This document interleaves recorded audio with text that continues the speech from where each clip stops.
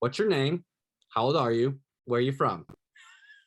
Name's Aubrey Gregg. I am 43 years old and I'm from Edmond, Oklahoma. And what do you do? I am a realtor Got it. and a mom. And yeah, 2 full-time jobs, right? Yes, 2 full-time jobs. Mommy and realtor. During this time, so you've lost a total of 100. I think you topped out at 102, 102 is the max. 102 is the max, and that took you 50. We said 56 weeks, right? Yeah, it was 50. It was Yes. 56 weeks. So during this time, what were some of your big breakthroughs for yourself, and specific results that you've gotten from the academy? I think some of my big breakthroughs were I had to get out of my own way. I had to get outside of my head and stop believing the things that I couldn't do because I didn't have time, because I didn't, that's just not me.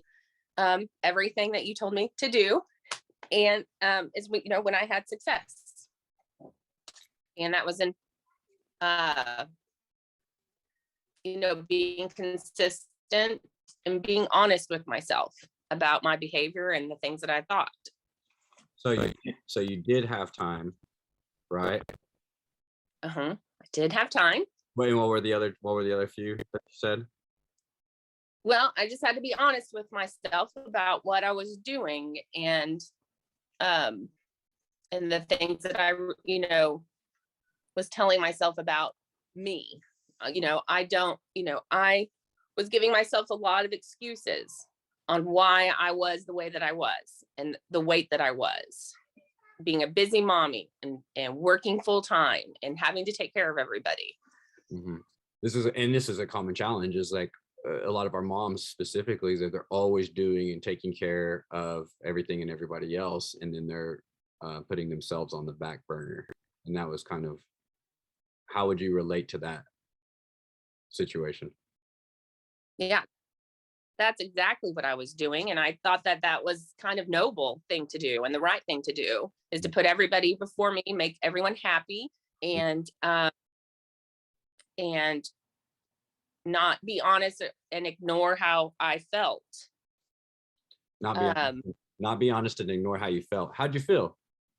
I felt horrible. I felt sad. I felt angry, embarrassed, about myself. And so I was just like spinning my wheels, doing all these things for everyone else, and knowing in the back of my head that I was ignoring my own needs, but just not willing to face them or do something about them. Just adding excuse on excuse for that.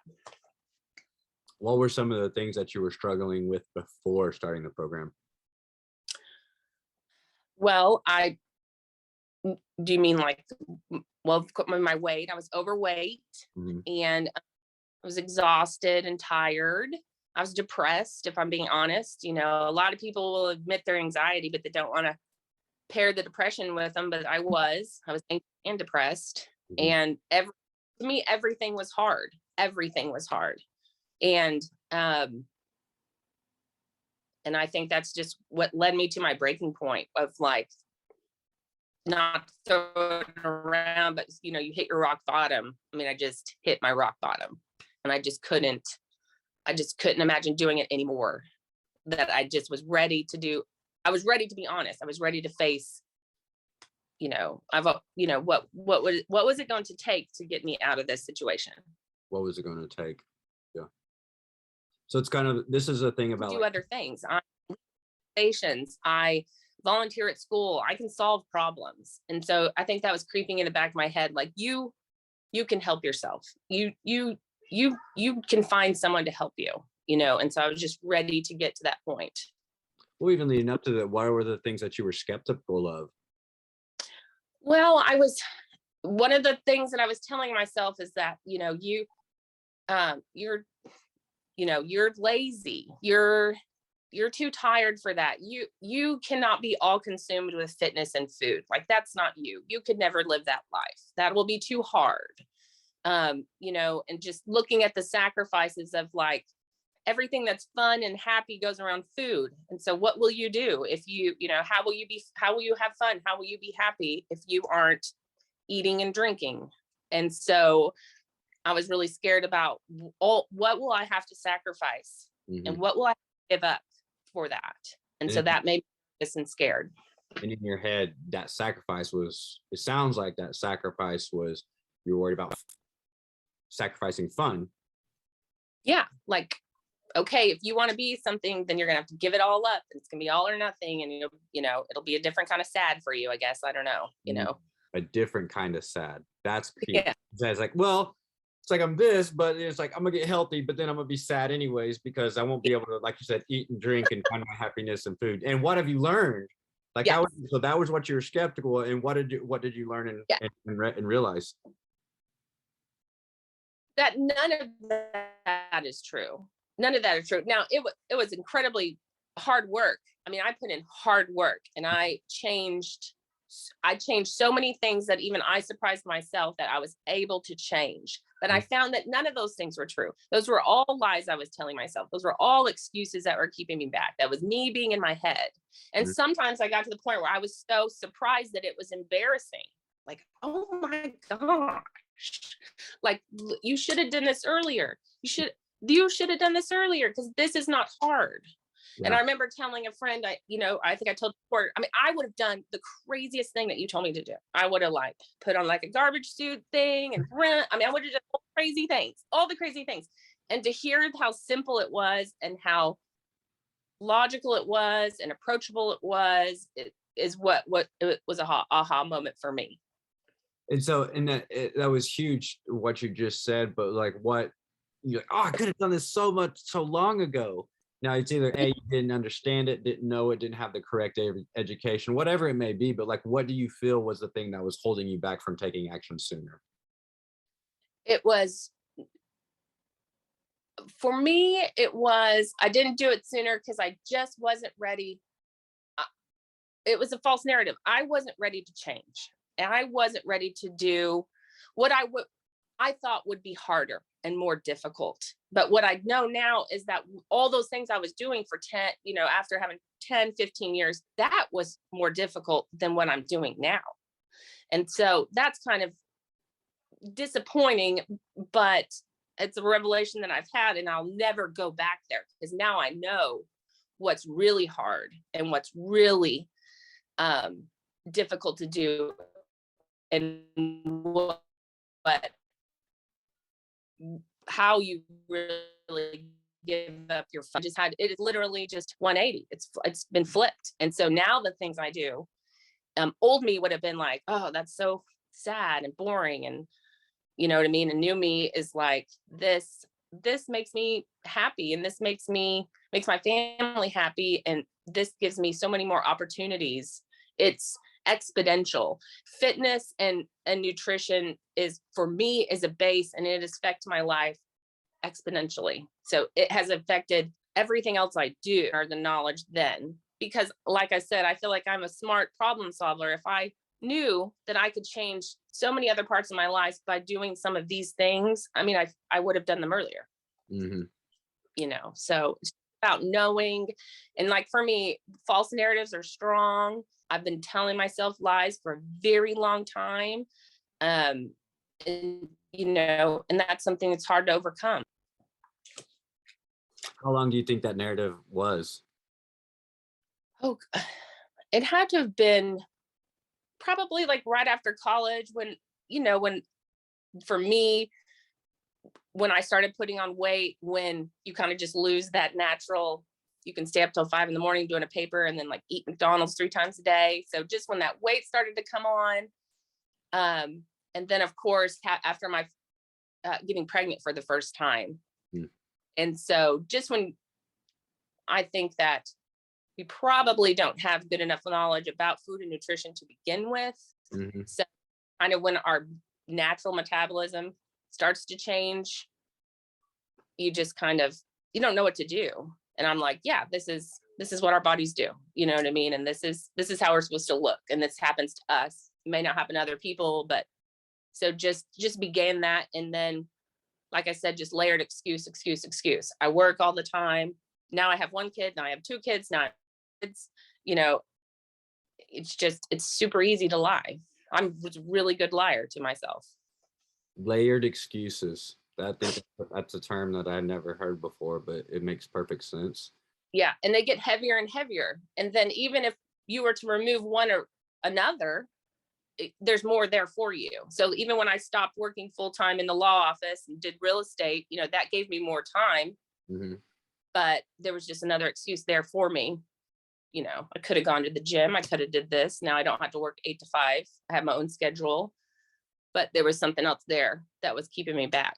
What finally convinced you to take action? I'm like, it's like, I'm doing it. Well, it was right before the holidays and it was during COVID. And so that was a lot of time spent in isolation. And I think that a lot of it for me was there was less distractions for me. Being isolated, being home with my family, and I think that's what made me the emotions were big because I wasn't able to distract myself with volunteering here, going here, doing that, you know, work slowed down. And so I just remember a couple of days seeing some of your new inner academy stuff come up. And I was just like, yep, I'm going to give David a call and see what he's doing, because that looks interesting to me. And that looks like something I need to be doing. So, but I had no idea that it would come to this. Yeah. Isn't it amazing though? It is amazing. Absolutely. And like relative, like you said, even like, oh, why didn't I do this a long time ago? Because, you know, I am a hard worker. I can solve problems. I just hadn't applied those character traits to like solving my own problem. Right. And then now you had, and it's like obviously getting the support, getting the accountability, getting the structure. Obviously that helps. But it even says you had to make a decision to reach out and get those things too as well. It all came down to that decision. Absolutely. And so, yeah, layered excuses, COVID, all that stuff. And then you said getting to your rock bottom point, and it's like, man, you recognized that you needed to do something for sure. Right. And you said it's like, it's been exponentially, it's improved your life exponentially in all these other areas. It's like, how has it impacted those other areas of your life? Because I did not realize, I think, how much being overweight and being unhealthy was consuming me of emotional space in my head. And so, and that was heavy. And so as that, I think, lessened and I became happier and healthier, then I had time to do things that I wanted to do. And they may sound, you know, silly to some people, but like I used to call the laundry like the laundry monster. I would do like laundry like 7 hours at a time. And now, I mean, for almost like 8 months, we have had no laundry because I do it every day. Or I play with my kids. I get on the floor because it's not embarrassing, because it's not hard. Also, my timing skills are just like amazing. We go on trips that we used to like almost file for divorce right before we get in the car. And then now it's just like, we're ready to go. We're early. We're on time. We haven't forgotten anything. So I have opened up in my brain a lot of space that was taken up by all that negativity and all that emotion about thinking about what I'm going to wear, what I look like, what people think about me, you know, and so I can use that to make my life better.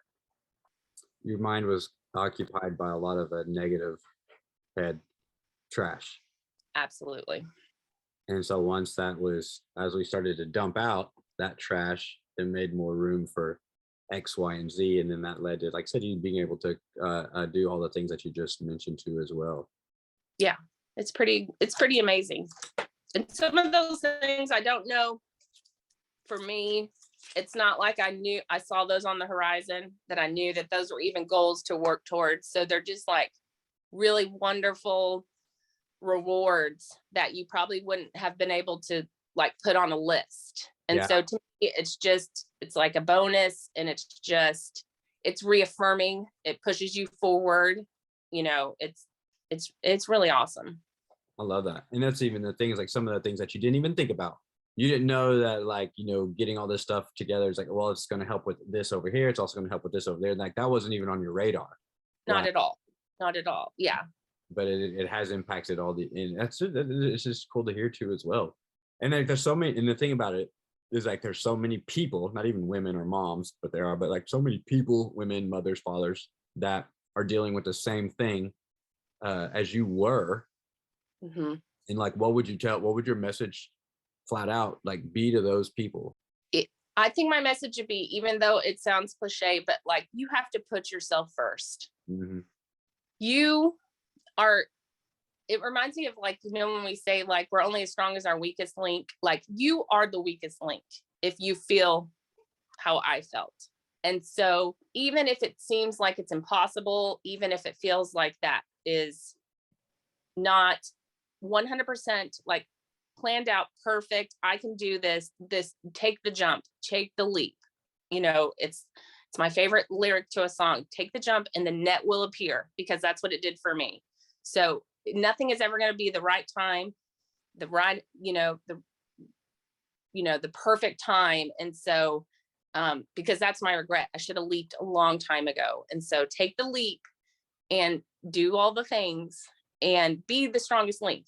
Don't be the weakest link in your family or your relationship, or just even for yourself. And so it's the best thing that I've ever done for myself. So Mm-hmm. I have a long list of things that I have done for other people and my family. The list of things that I have done for myself is very short. Yeah. And so I'm done having a short list for me. And this is the first one on there. And it's going to be a long list from here on out. And so. And having that mentality has led you to be able to do, like I said, accomplish and do things that you weren't doing in the beginning. Absolutely. Or struggled doing. Right. Right. So and I know, and so that's what I would tell people, is to do it. Because I mean, you can't get back time. It's the only resource that we cannot replace. And I can't imagine if I did this when I was 30, you know what I mean? And so, but that's okay. You better start somewhere, and so it's going to be amazing. This is only 1 year. This is just 1 year. That's even the thing, because we've gone through, so it's been over 56 months. We've gone through Thanksgiving, we've gone through Christmas, we've gone through birthday, we've gone through anniversary, we've gone through vacation, you've gone through 4th of July, St. Patrick's Day, Valentine's Day, Mother's Day, Father's Day, Halloween, like you've had an entire calendar year of events. You've gone on multiple vacations, you've been out of town, you've had the holidays, like, and you said there's never a perfect time. You just gotta, like I said, you just gotta jump, and you jumped. And so I said, who would you recommend to this program? Like who needs like, man, this type of person needs this type of help? Who would that be? Who comes to them? Not like personally, you got some ideas in your head, but like what that type of person who needs something like this, who would you recommend to the program? I feel like I have to talk about what I know. And so what I know is like working moms, because I know where we're all at. And even if some of us are better than others of putting ourselves a little first, and not quite. I mean, I'm an S personality, so like I'm hardcore on the putting everybody else first. But I think that it's the hardest for us, that sometimes we have to have somebody to remind us to put ourselves first. I don't think it's a natural thing that comes to us. So that's when I think about this, I think about moms, I think about working moms, and women, of course, but I mean, it's for everyone. It's for everyone, because I think it is a deficiency of what we need to know about food and nutrition. There's certain things that I've learned when we've got older that we just don't get taught. And so if you don't have parents that teach you this, school systems don't teach you this, if you don't have a friend that teaches you this is things you don't know. And so you are completely ill-informed, and you're doing all the weird things that other people are telling you to do, or the fad things. I mean, I could be a professional amateur dieter. I mean, I have done all things, you know what I mean? And so I think that's why this was so surprising to me, because I've done really dumb, hard, expensive things.